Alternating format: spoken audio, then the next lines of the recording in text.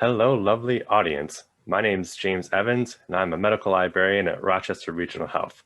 I'd like to welcome you today to part of my evidence-based medicine series on PubMed, the intro and just a little bit advanced features to show you how to circumnavigate the free database from the National Library of Medicine.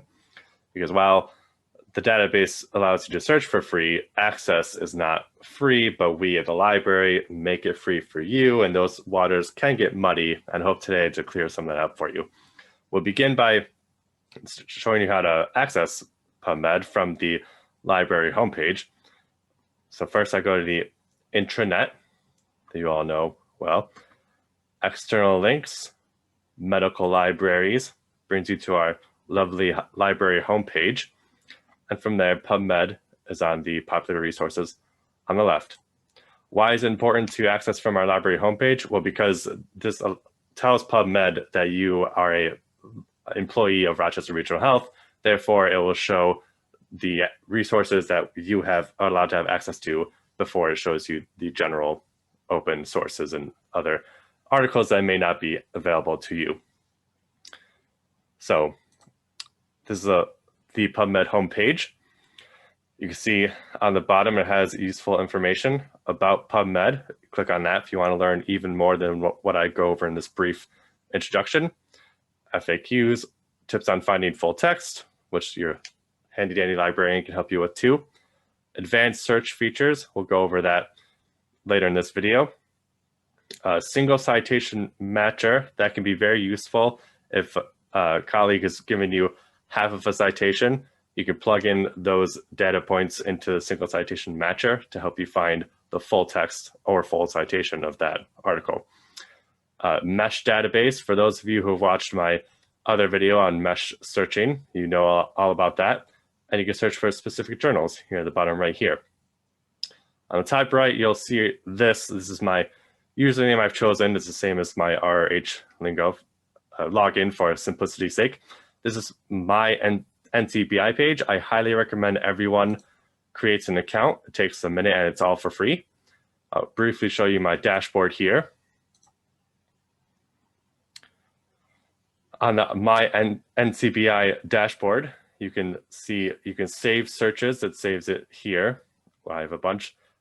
You can create a bibliography here. Mine currently has 20 items. You can share your bibliography with others just with a link. Bibliographies can be useful just within PubMed. If you're expanding your search beyond PubMed, maybe Microsoft EndNote, which we now have a license with, can help you out in more details. Gives you your recent activity or the history of what you've been up to. And you can make custom collections. All of this is more useful for organizing your resources and searches into one cohesive spot. I'll also show you site preferences. You can create highlighting. I've created a sky blue highlight, which highlights keywords and search terms in my results and makes it a lot easier to when I'm sifting through long lists of hundreds of results. You can create a whole bunch of display settings or filters or different ways to view it all on this page. So I highly recommend everyone check that out on your own free time. It can help go a long way in the long term. But for now, let's go back to the homepage here. Today, we're going to go over a simple search. Let's just say effects of heart failure.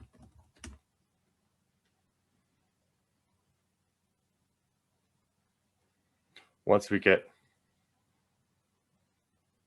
no, I did not mean heat failures, silly PubMed. So once we get to the results page, it highlights them in sky blue like I've gone over before. On the left here, you can change the publication years here to more recently. You can view the abstracts. You can view which ones are free full text. The article types, if you're looking for just clinical studies, clinical trials, or meta-analysis, observational studies, RCTs, so on and so forth. You can change the publication date here. Species, you can even choose additional filters here for all these different options, but we'll between article type, species, language, sex, subject, journal, and age, but we'll keep it simple for right now. You can click on each one and send it to either a clipboard, which is a virtual clipboard, which allows you to keep track of these specific articles for 24 hours, then PubMed deletes them. Once you have a MyNCBI account, of course. It can be useful for one-day simple searching. You can directly send it to your bibliography, collections, or you can export it to Citation Manager, such as EndNote. You can email the results to whomever you want. You can save them yourself here. And over here on the right, we can see display options. I like to change this format to abstract view so that once it loads, we view the full abstract instead of just a summary. Looks like I'm having connection issues here, but that's okay. There we go. So we view the full abstract here and the full text options here instead of having to open up new tabs. With all the keywords included as well. So this time I'll look at one just for an example. Once you're in the results page of each individual citation, you can cite the source here, gives you the full citation in various formats. You can view the additional figures. You can look at similar articles on the bottom here. And you can also view the full text links here. Oftentimes, you're going to see more than one option here, but I would recommend always clicking on the Find Article at RRH link that tells PubMed to look at what we as an institution have access to. Forgiving you, when you click on that, if we have access to it, it'll show you the full text here. This resource, you just click on the PDF. PDF would be right there. And that's how you can get to that full text. Versus, oftentimes, I'm going to pick another one at random. Again, in abstract view, you can view the full text links here as well. Going to click on this guy.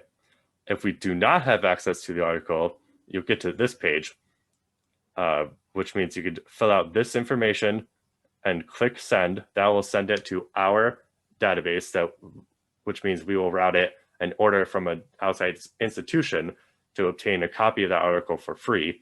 It may take a business day or 2 or 3, but it's better than you, the patron, paying for an article. No patron at RH should ever have to pay for any information. We can get any article for free if we do not own it.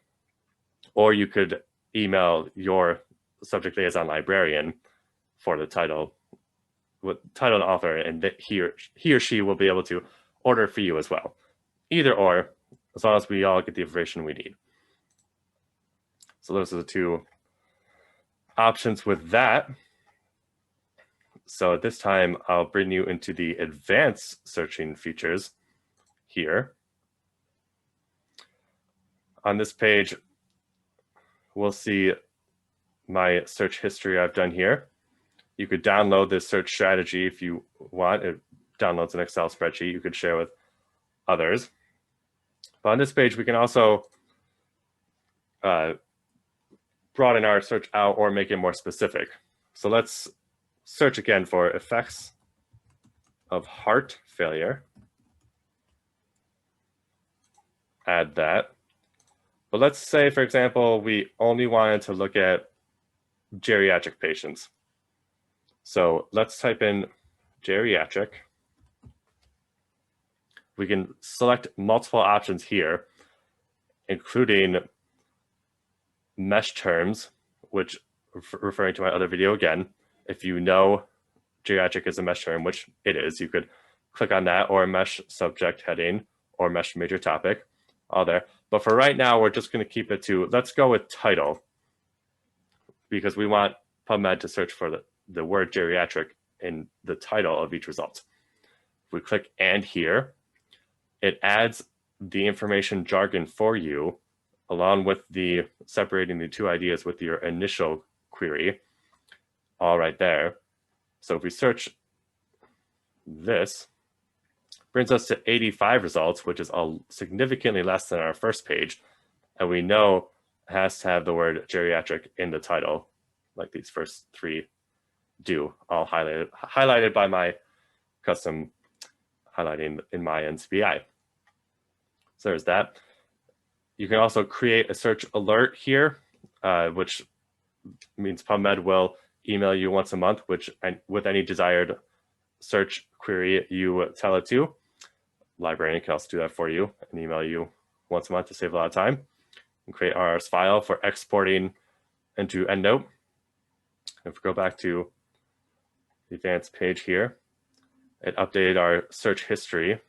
And if we wanted to go back to the result here, we can just click on this, back to our 85. So that pretty much sums up everything I wanted to go over. But always remember that PubMed is always evolving, just like COVID-19. PubMed's also providing updated COVID-19 information up on the top here. It's very handy dandy. But if you have any questions on how to obtain COVID-19 information or any additional information on how to best circumnavigate PubMed, I'm going to leave my contact information up here, and just a moment for you to look over. Feel free to pause, rewind, watch this video again, and hope you're all doing well. Thanks.